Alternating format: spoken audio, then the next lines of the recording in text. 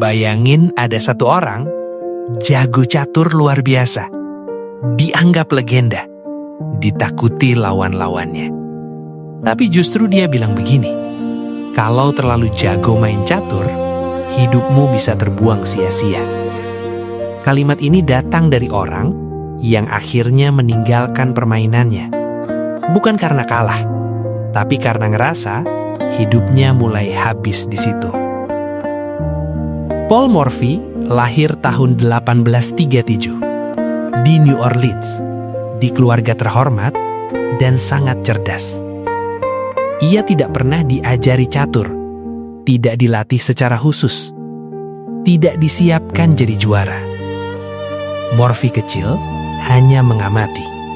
Ia duduk diam, melihat orang dewasa bermain, tanpa bertanya, tanpa mencatat. Tapi ketika ia akhirnya duduk di depan papan catur, langkahnya tidak ragu. Ia tidak bermain seperti anak-anak pada umumnya. Di usia 12 tahun, Paul Morphy sudah mengalahkan pemain-pemain terbaik di sekitarnya. Dan yang paling aneh, ia tidak merasa sedang melakukan sesuatu yang luar biasa. Bagi Morphy, catur bukan panggung, bukan ambisi. Catur hanya terasa masuk akal. Morphy tumbuh cepat, terlalu cepat. Saat anak seusianya masih mencari jati diri, dunia sudah menaruh ekspektasi di pundaknya. Pelan-pelan, hidup Paul Morphy mulai menyempit. Bukan karena ia mau, tapi karena dunia hanya melihat satu hal darinya. Bukan sebagai manusia, tapi sebagai pemain catur.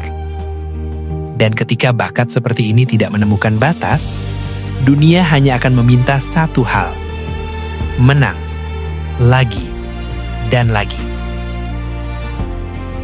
Paul Morphy tumbuh, dan dunia mulai memperhatikannya. Bukan karena ia mencari sorotan, tapi karena tidak ada lagi yang bisa mengabaikannya.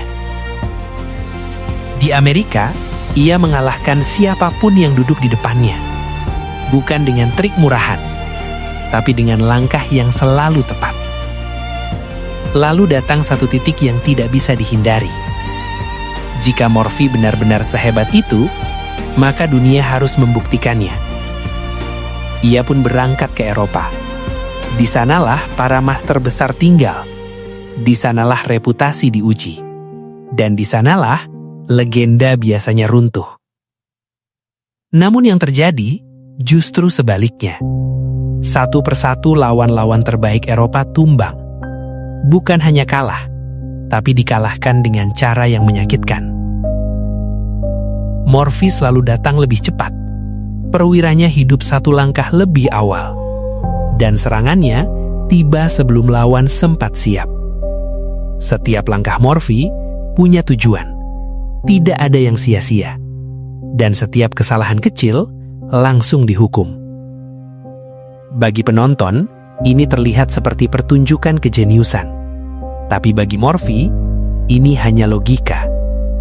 Ia tidak merayakan kemenangan. Ia hanya menyelesaikan sesuatu yang menurutnya belum rapi. Pelan-pelan, sesuatu yang aneh mulai terjadi. Morphy tidak terlihat bahagia. Ia menang terlalu mudah. Tidak ada tekanan, tidak ada tantangan. Dan tanpa disadari, puncak yang ia capai justru terasa kosong. Saat semua orang ingin menjadi sepertinya, ia justru ingin pergi. Karena ketika semua pertandingan berakhir dengan kemenangan, tidak ada lagi yang bisa dipelajari.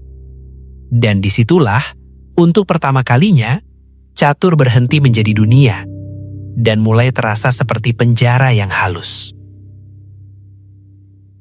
Paul Morphy pulang sebagai legenda. Bukan sebagai penantang, tapi sebagai orang yang sudah menyelesaikan segalanya. Dunia memanggil namanya, surat kabar menuliskannya, dan orang-orang ingin melihatnya bermain sekali lagi. Namun Morphy tidak kembali ke papan catur, bukan karena ia takut kalah, dan bukan karena kemampuannya hilang. Ia berhenti karena tidak ada lagi yang bisa dikejar. Bagi Morphy, catur sudah selesai, tapi cerita hidupnya masih panjang. Ia mencoba masuk ke dunia lain. Ia ingin menjadi pengacara. Ia ingin hidup normal. Dan ia ingin dikenal di luar papan catur. Namun dunia tidak membiarkannya. Setiap kali orang melihat Paul Morphy, yang mereka lihat bukan manusia, melainkan pemain catur. Pelan-pelan, identitasnya runtuh. Ia tidak tahu siapa dirinya di luar papan 64 kotak itu. Dan di titik inilah sebuah kalimat lahir. Kalimat yang pendek, dingin, dan jujur. The ability to play chess is the sign of a gentleman. The ability to play chess well is the sign of a wasted life. Ini bukan hinaan. Ini pengakuan. Pengakuan dari seseorang yang telah memberikan segalanya pada satu permainan dan tidak tahu apa yang tersisa setelahnya. Paul Morphy tidak kehilangan catur. Ia kehilangan papan baru untuk hidupnya. Paul Morphy bukan orang malas dan bukan seseorang yang menyia-nyiakan hidupnya. Ia justru terlalu cepat paham. Ketika satu dunia sudah ditaklukkan, ia tidak diberi dunia berikutnya. Dan disitulah kehampaan mulai muncul. Quote itu bukan tentang catur. Itu tentang manusia yang hidupnya menyempit di satu peran. Tentang orang yang terlalu lama dipuji karena satu kemampuan, sampai lupa bagaimana rasanya menjadi manusia yang benar-benar hidup. Banyak dari kita tidak hidup di papan catur, namun kita hidup di pola yang sama. Kita mengejar satu keahlian, satu label, dan satu pengakuan. Lalu tanpa sadar, seluruh hidup kita dipusatkan di sana. Dan ketika akhirnya kita mendapatkannya, muncul satu pertanyaan. Lalu setelah ini, aku harus kemana? Paul Morphy bukan mengutuk kehebatan. Ia mengingatkan tentang harga dari fokus yang terlalu sempit.